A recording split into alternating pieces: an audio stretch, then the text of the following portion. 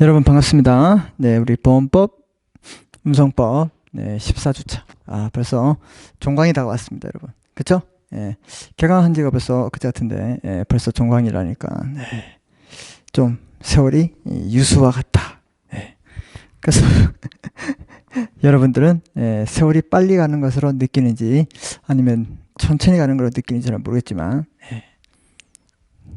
좀 세월의 유수를 좀 느껴봤습니다.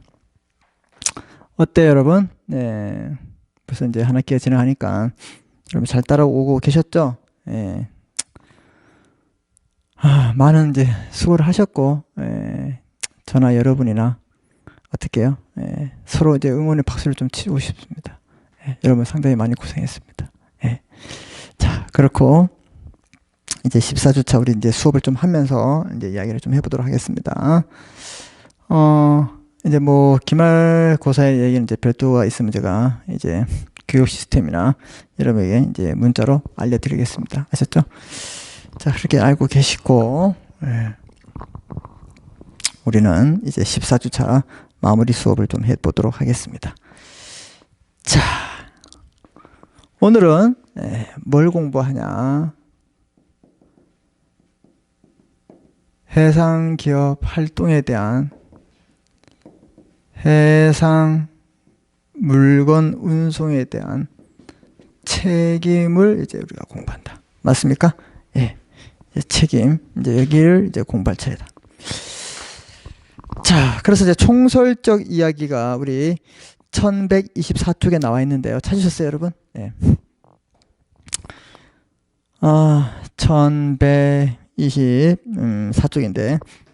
자, 맨 아래쪽에 가시면 좀 읽어보시고 역사적인 얘기인데 두 번째 줄 따라서 2007년 우리 그 해상법이 좀 많이 개정됐습니다. 자, 이렇게 2007년 개정상법에서는 책임 한도액을 상향함과 동시에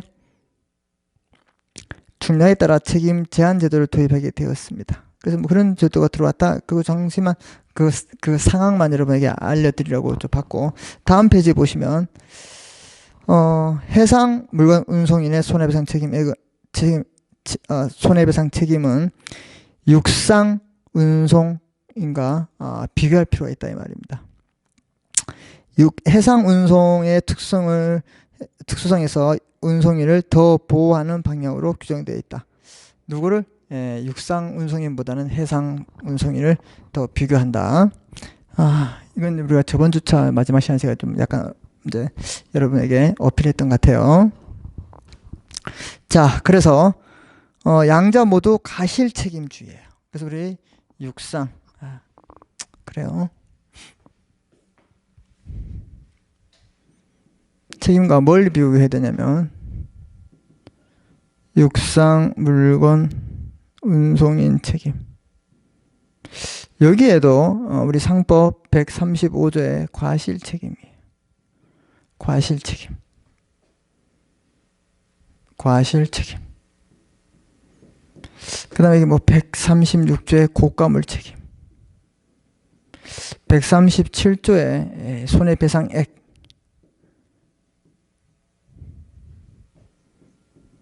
이 손해는 어떻게 하냐? 바로 정액배상이다. 요거 우리가 그래서 얘도 과실 책임이고 얘도 과실 책임이다. 이럴 때는 뭐 차이가 없는 거예요. 그죠? 네. 보이시죠, 여러분? 예. 자, 그래서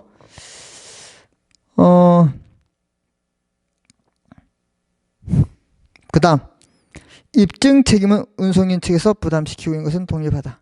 그렇죠? 예, 둘 다 입증 책임도 이게 누가? 운송인 입증. 여기도 운송인 입증. 네, 똑같습니다.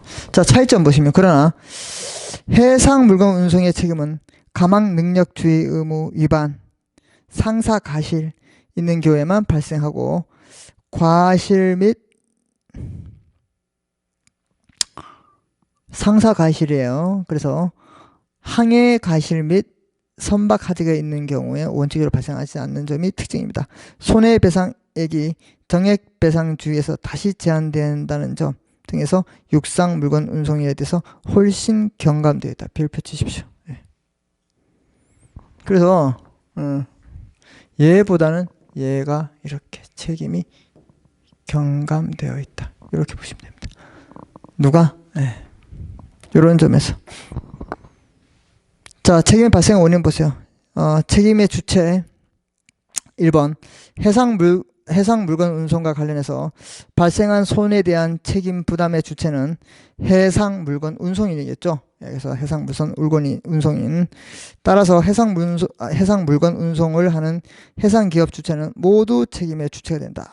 즉 선박 소유자뿐만 아니라 선체 용선자, 정기 용선자 책임 주체가 된다. 기억하십시오. 그 다음에 재운송 계약의 용선자. 이 사람은 뭐예요? 그 기업의 주체는 해상 기업의 주체는 아니지만 책임의 주체는 된다. 이렇게 보시면 됩니다. 그래서 이런 내용들은 중요합니다, 여러분. 책임의 주체가 되느냐 안 되느냐. 자, 그다음에 반가로 2번. 이 상법에는 해상 물건 운송인이 사용인 또는 대리인 등에 따른 법률상 원인에 의하여 적하 이해관계에 대해서 손해배상 책임을 부담하는 경우 이러한 사용인 또는 대리인 등도 해상 물건 운송인이 주장할 수 있는 면책 사유나 책임 제한을 주장할 수 있음을 특별히 규정하고 있는 게 특칙이다. 자, 그 다음에 이러한 사용인 대리인들은 고용관계, 유인관계 등에 의해서 운송인의 지휘 감동을 받아서 그 업무를 수행하는 사람을 말하고 있습니다. 자, 그런데 지휘 감독이 없이 스스로 판단하는 사람들은 당연히 포함되지 않는 게 상식이겠죠. 그거 보시면 되고. 3번 반가로 3번 맨 아래줄 책임보험자는 보험법 규정에 의해서 피해자가 보험자에게 보험금을 직접 청구하는 경우에 피보험자의 항변을 원형 쓸 수 있다. 그렇게 기억하시면 됩니다. 자, 그 다음에 책임을 부담하는 경우와 책임을 부담하지 않는 경우로 나눠서 우리가 살펴볼 필요가 있습니다. 먼저 책임을 부담한다. 부담 동그라미 쳐보세요. 1번 해상 운송인은 앞서 본 바와 같이 가망 능력에 관한 주의 의무를 부담하고 있습니다. 이 의무에 위반한 경우에 당연히 손해배상 책임을 부담한다. 그래서 우리는 가망 능력 주의 의무가 중요하다. 우리 저번에 배웠죠? 예, 우리 저번 주에. 그래서 책임을 부담한다. 자, 그 다음에 해상 물건 운송인은 상사 가실, 그 상업상의 가실이 있는 경우에 손해배상 책임을 부담한다. 그래서 이런 경우, 그래서 가망 능력, 그다음에 상사 가실에 있을 때만 책임이 있다. 그래서 얘는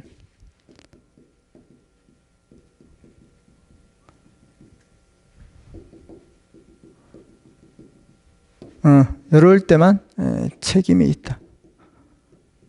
책임이 있다. 이런 거는 여기에 있어요, 없어요? 없죠. 그래서 얘들이 책임이 더 경감된다. 경감된다. 어디? 얘보다가. 얘란 말은 뭐야? 물건 운송보다가.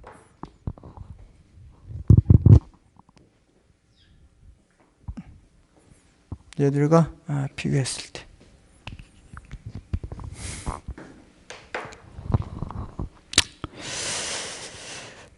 자, 그렇게 보시고 다음 페이지 넘기시면 여러분 책임을 부담하지 않는 경우가 어떤 경우냐. 이런 경우 아니면 책임 부담하지 않겠죠. 자, 해상 물건 1번 반가로 1번 해상 물건 운송인은 선장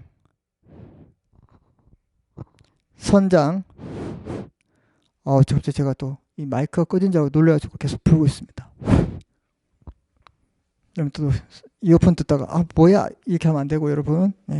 우리 오늘 종강이잖아요. 자, 해상 물건 운송인은 선장 또는 회원, 도선사, 기타 선박 사용인의 항해 또는 선박의 관리에 관한 과실, 항해 과실로 인해서 생긴 운송물에 관해서는 책임을 지지 않는 게 특징입니다. 그 다음에 쭉 내려오시다 두 번째 보시면 2번 해상 물건 운송인은 선장, 회원, 도선사, 기타 선박 사용인의 가실로 인한 선박에서의 하재로 인해서 생긴 운송물에 대해서도 책임을 지지 않는다. 그래서 두 가지 여러분은 책임지지 않는 경우를 나누어서 생각하시면 되겠습니다. 이해되셨습니까? 네, 좋아요.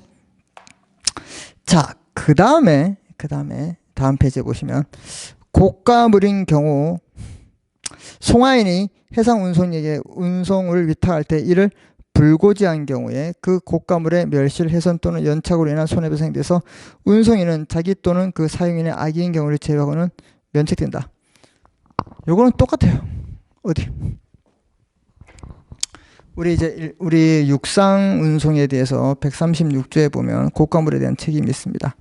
이 고가물에 대한 책임은 그 송하인이 그 종류와 가액을 명시한 때 한해서 이 사람이 부주의했을 때 운송인이 책임을 어떻게 해요? 책임을 부담하지만 불고지했을 때는 부담하지 않습니다.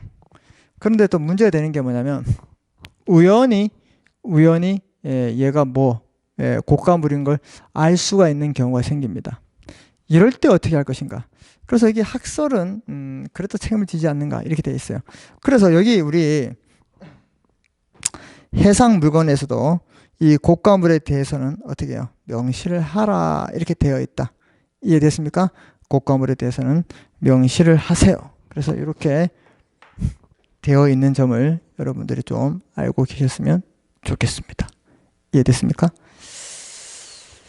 자, 또한 송하인이 해상 물건 운송인에게 운송물의 종류와 가액을 고의로 현저하게 부실한 고지를 한 때는 운송인은 자기 또는 그 사용인의 악의인 경우를 제외하고는 책임을 어떻게 해요? 면한다. 그래서 고가물에 대해서 일부러 부실한 고지, 잘못된 고지 했을 때. 네 번째, 해상 물건 운송인은 해상 기타 항해할 수 있는 수면 위에서의 위험이나 또는 사고, 불가 항력 등의 사실이 있었다는 것과 운송물에 관한 손해가 그 사실로 인해서 보통 생길 수 있는 것을 증명한 때는 책임을 면한다. 자, 그래서 책임을 지는 경우 이거, 책임을 지지 않는 경우 네 가지 정도 여러분이 좀 구별해서 좀 공부하시면 되겠습니다. 자, 그 다음 이 손해배상액 여기에서도 그래서 여러분들 이 상법 총칙이 중요해요. 우리 육상에서도 바로 137조에 손해배상액은 정액배상이라고 이렇게 말씀드렸죠. 이 정액배상이 뭐예요, 여러분? 정액배상은 액이 정해져 있다 이 말이죠. 그래서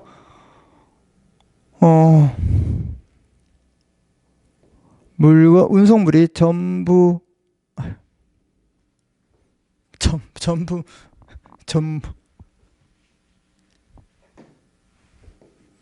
운송물이 전부 멸실되거나 또는 연착되었다.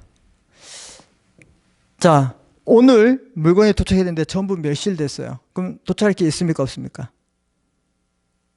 있어요? 없어요? 없죠. 오늘 와야 되는데 내일 모레 온대요. 오늘 올 게 있어요? 없죠. 그럼 뭐예요? 연착됐죠. 이럴 때는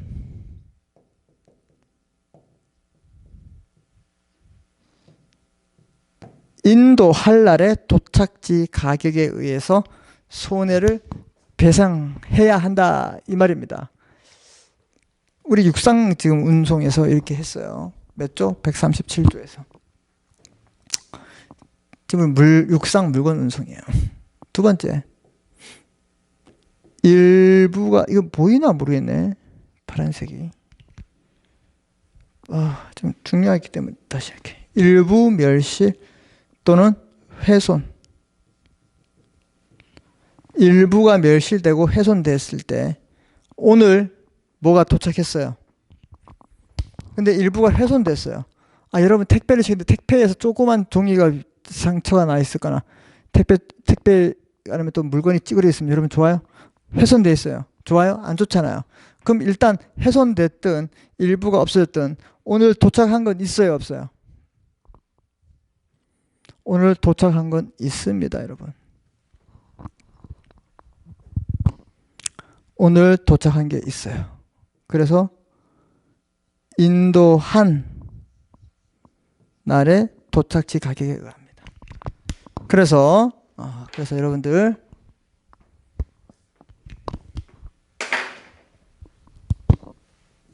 전부 멸실 연착됐을 때 인도할 날, 일부 멸실 일부 훼손됐을 때 한 날 도착지의 가격에 의한다. 이거 중요합니다. 그래서 이거를 우리 여기에도 그대로 사용하는지 한번 볼 필요가 있다 이 말입니다. 이해되셨습니까? 무슨 말 하고 있는지? 자, 그래서 자, 정액배상주의에 보시면 해상 물건 운송인의 손해배상에 대해서 육상 물건 운송과 같다. 즉 정액배상주의를 했다. 그래서 즉 물건의 동그라미 칩니다. 전부 멸실 연착. 그럼 도착할 게 있어요 없어요? 없기 때문에 손해배상액은 인도할의 동그라미 할 인도할 날의 도착지 가격에 의하고 운송물이 일부 멸실 훼손된 경우는 도착했어요 안 했어요? 했죠. 일부라도 했잖아요. 이럴 때는 도착한 날의 도착지 가격에 의한다. 이 어떤 조문에는요, 이거 전부 다 한으로 되어 있습니다. 잘못했습니다. 이렇게 한 반드시 이걸 기억하셔야 됩니다. 알았죠? 예.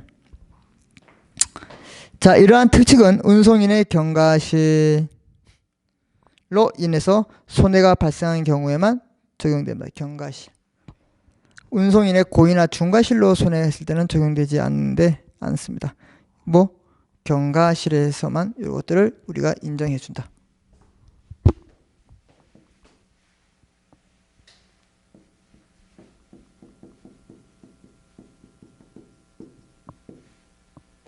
고의 또는 중과실로 멸실, 연착, 일부 멸실 훼손했다. 이럴 때는 안 된다. 이걸 여러분들이 기억해 주시면 되겠습니다. 아셨죠? 자, 그 다음에 손해배상액의 제한, 운송인의 개별적 책임 제한이 있는데 자, 다음 페이지 해상 물건 운송인의 손해배상액에 대해서는 상법은 통일 조항을 참조해서 다음과 같이 개별적으로 제한하고 있다. 그리고 여러분 한번 읽어보십시오. 패스하겠습니다. 그 다음에 쭉 내려오시다 3번에 보시면 손해배상액의 제한의 폐지, 얘는 개별적 책임 제한을 폐지한다 이 말입니다. 그래서 어떤 경우냐? 1번 보세요.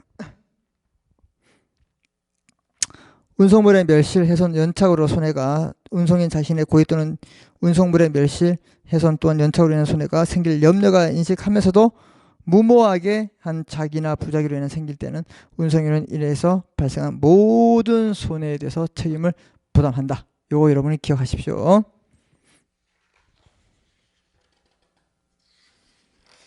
그 다음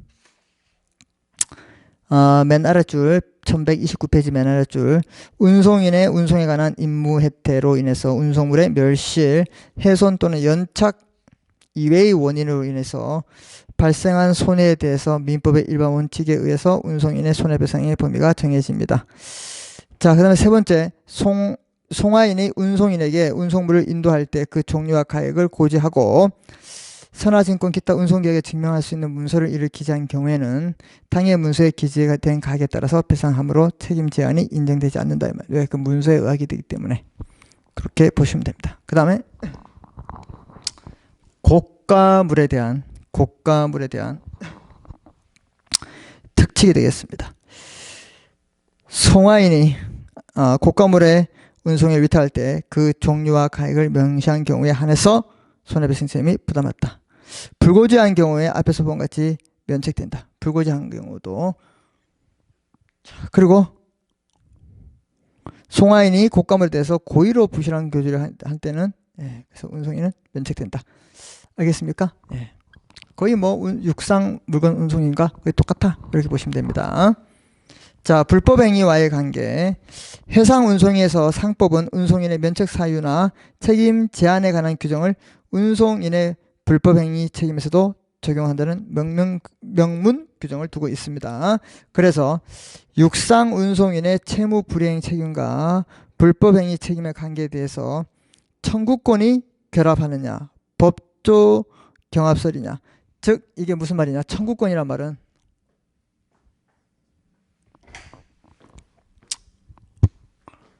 자, 민법 390조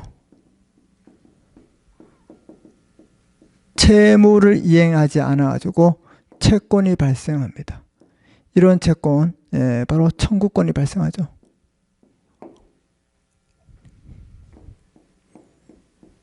민법 750조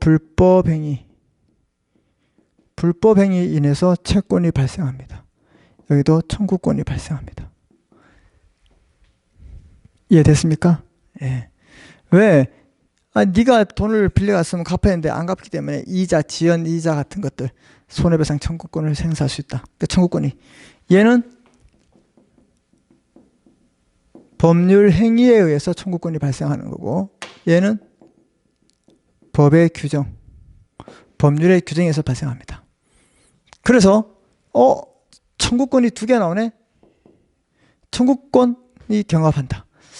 조문이 두 개가 충돌된다. 법조 경합설, 청구권 경합설. 이렇게 본다 이 말입니다. 이해됐어요? 이게 무슨 말인지? 예.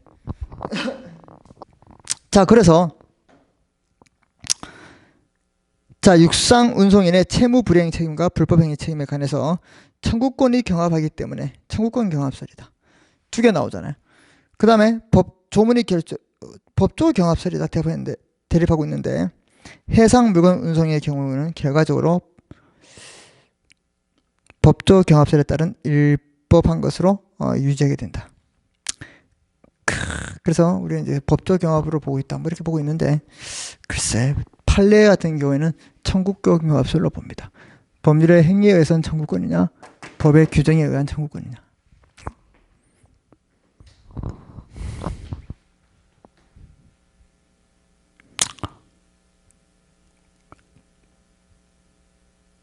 그래서 우리는 이제 뭐 법적 경합서에 따른다고 교재에 되어 있습니다.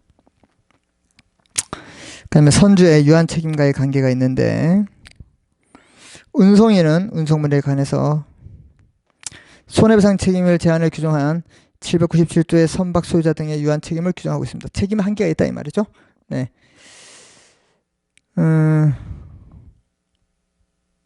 보세요. 그냥 보시고. 그 다음에 면책약관을 보겠습니다. 다음 페이지 1131쪽에 오시면 이제 면책약관이 있는데 해상 물건 운송인의 책임 및 이의 제한에 관한 상법 규정에 반하여 운송인은 의무 또는 책임 경감 면제하는 당사자의 특약은 무효이다 이 말입니다. 그래서 특약은 무효이다. 책임을 져야 된다 이 말이죠. 예. 두 번째, 운송물에 관한 보험의 이익을 해상 물건 운송인에게 양도, 약정 이것도 당연히 무효가 되겠습니다. 근데 이 면책약관에 대해서 다 무효지만 예외적인 경우가 있습니다. 어떠한 경우가 있냐? 뭐 살아있는 동물을 운송할 때 이럴 때는 특약이 유효하다. 살아있는 거 좀 어떻게 해요? 뭐 돌고래를 상어를 막 했을 때 부딪히면 안 되겠죠. 아니면 말을 코끼리를 아니면 사자를 아프리카에서 말로 배로 가져온다. 조심해야 되겠죠. 그 다음에 뭐 선화증권의 기타 운송 계약을 증명하는 문서에서 가판적으로 운송할 취지를 기재했을 때 뭐 유효하다. 뭐 이런 것들 여러분 그냥 읽어보세요. 그 다음에 해상 물건이니까 줄이면 해물이네요. 갑자기 해물탕이 먹고 싶네. 그죠? 순차 해상 물건 운송인의 책임. 자, 수인이 순차로 해상에서 운송할 경우에 각 운송인은 운송물의 멸실 또는 훼손, 연착으로 인해서 손해배상에서 연대 책임을 지고 있다. 그래서 이러한 운송인 중 1인의 이러한 손해배상한 때는 그 원인의 행위를 한 사람은 그 앞에 있는 사람에게 뭐 자기 책임 부담을 할 수 있는 구상권을 행사할 수 있다. 뭐 이렇게 여러분이 보시면 되겠습니다. 그 다음에 여러분이 이제 책임의 소멸이에요. 단기의 제척기간. 제척기간은 여러분 이제 또 뭐냐, 이 소멸시효하고 기억하셔야죠. 제척기간은 법에 의해서 당연히 인정되는 거고, 소멸시효는 당사자 원형 주장해야지만 인정되는 게 소멸시효예요. 자, 단기 제척기간입니다. 해상 물건 운송인의 송화인 또는 수화인에 대해서 그 책임은 그 청구 원인의 이유를 불문하고, 운송인이 수화인에게 운송물을 인도한 날 또는 인도할 날까지 1년 이내 재판상 청구가 없으면 소멸합니다. 그래서 1년 이내까지 행사해야 됩니다. 자, 이 기간은 당사자 합의에 의해서 연장할 수 있습니다. 따라서 육상 물건 운송의 책임의 소멸시효와 달리 특별 소멸 사유가 없고 1년의 제척기간으로 되어 있다. 자, 얘들은 1년의 제척 소멸시효가 아니고 제척기간입니다.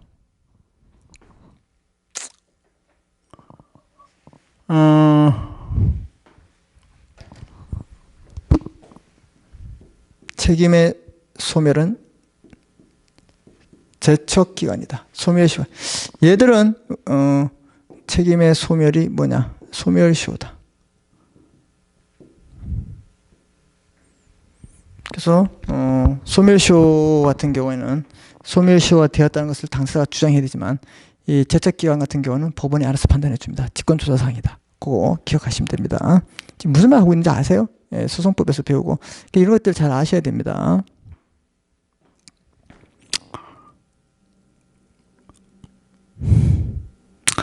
그래서 이러한 단기의 제척기간을 원용할 수 있는 자는 해상물성들을 이렇게 있는데, 거기 쭉 내려오시다 보면, 자, 또한 법원은 제척기간의 준수 여부에 관해서 직권조사 사항을 한다. 얘는 법원이 알아서 해줘요. 소멸시효는 적어봐요. 소멸시효는 당사자가 원용해야 된다. 당사자가 주장해야 돼요. 예를 들어서 이제 재판에 갔는데 식당 주인이 이 사람이 외상을 100만 원어치 먹고 돈을 안 준다. 막 주장하는 거예요. 그래서 이제 피고 당신 얘기해 보세요 이러면 막 판사님이 답답해요. 바보야, 이건 소멸시효이기 때문에 네가 채권이 없다고 얘기를 해. 왜 당신 얘기 안 해? 이런 말을 못 한다 이 말입니다. 당사자 알아서 주장해야 된다. 그래서 이제 존경하는 대표장님, 제가 모은 게 맞고 채권이 있었습니다. 근데 이 채권이 벌써 음식에 관한 채권은 1년의 소멸시효가 있어서 지났습니다. 그럼 막 웃습니다. 자식. 그런데 제척기간은 그런 거 필요 없어요. 법원이 알아서 판단해 준다. 그래서 소송에 갔을 때 더 실익이 나타나는 게 소멸시효와 제척기간이다. 이해됐습니까? 네. 그렇게 보시고, 그 다음에 재운송 등에 대한 특칙이 있습니다. 운송인이 인수한 운송을 다시 제3자에게 위탁한 경우에, 또는 수화인에 의해 1년 단기 제척기간 이내에 운송인과 배상 합의를 하거나 운송인이 재판상 청구를 했을 때, 이 재판상 청구를 한단 말은요, 우리 소멸시효 같은 경우는 이제 소멸시효 중단 사유가 됩니다. 그래서 재판을 걸렸을 때 소멸시효가 다 진행되지 않고, 뭐 그런 경우에 재판상 청구를 했다면 그 합의 또는 청구가 있은 날부터 3개월이 경과하기 이전에 그 제3자에 대한 운송인의 채권 채무는 1년의 단기 제척기간을 불구하고도 소멸되지 않는 게 특칙이다. 이건 이제 여러분 읽어보십시오. 네. 이렇게 보시면 우리는 이제 어디에 책임에 대해서도 공부했고, 이제 권리에 대해서 이제 공부할 차례입니다. 권리. 그러면 이 해상 물건 운송의 권리 보시면 기본적 권리, 운임 청구권. 물건을 날랐으면 돈을 달라 할 수 있겠죠. 운임을. 그래서 운송계약은 이 앞에서 본 같이 도급계약입니다. 일의 완성이죠. 그리고 운임 청구권은 원칙적으로 운송물이 목적지에 도착하여야만 할 수 있습니다. 근데 예외적으로 도착하기 전에도 또 받을 수 있는 경우가 있습니다. 자, 운임 지급 의무가 운송계약의 상대방인 송화인인데 운송물을 수령 후에도 수화인도 의무자가 되는 것은 육상과 똑같아 이 말입니다. 왜? 그때는 수화인 지위가 송화인보다 우월하게 앞서기 때문에 그렇다. 자, 그러나 예외적으로 다음 같은 경우에는 운송물의 목적물에 도착하지 않는 경우에도 운임을 청구할 수 있다. 1.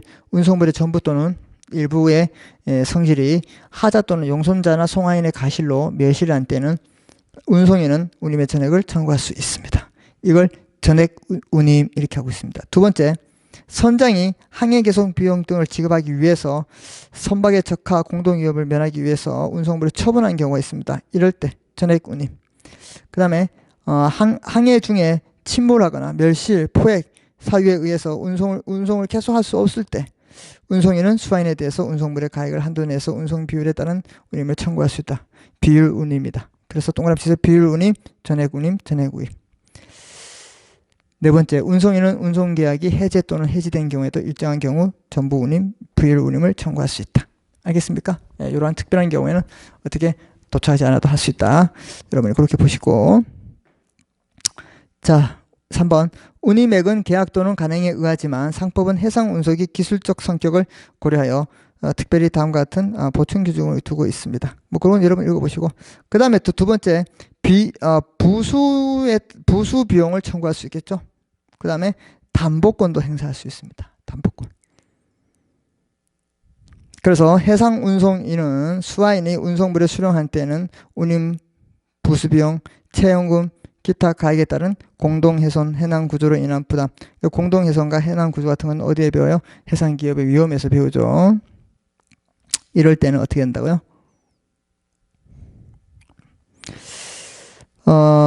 지급하지 않으면 운송물을 인도하지 않고 이를 유치할 수 있는 권리를 해상유치권을 갖습니다.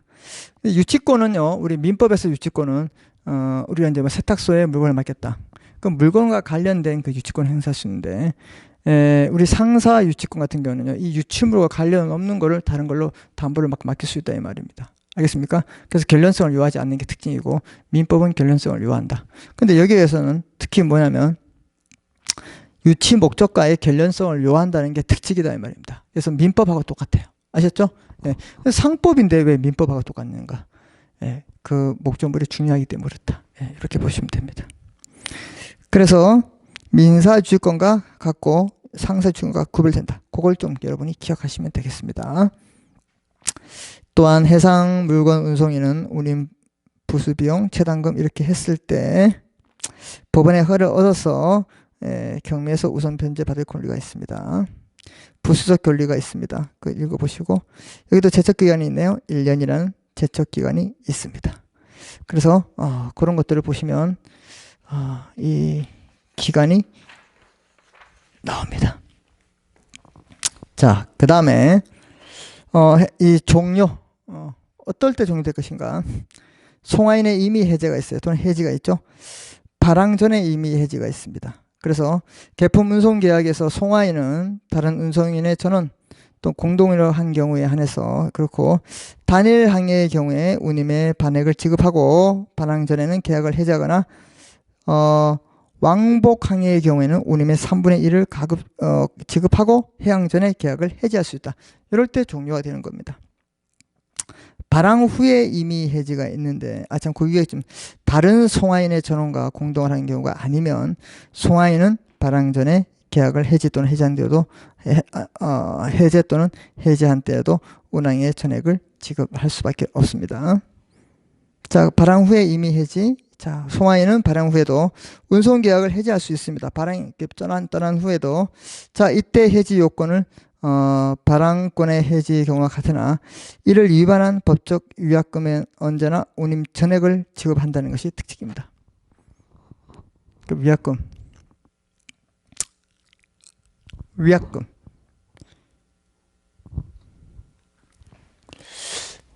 그래서 여러분들, 이거 좀 씌울게요.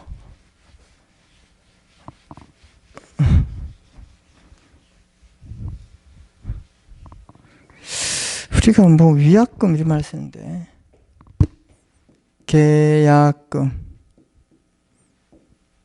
위약금. 계약금 우리가 계약을 할 때 뭐 10% 주고 이런 걸 들어보셨죠, 여러분? 계약금을 왜 주냐면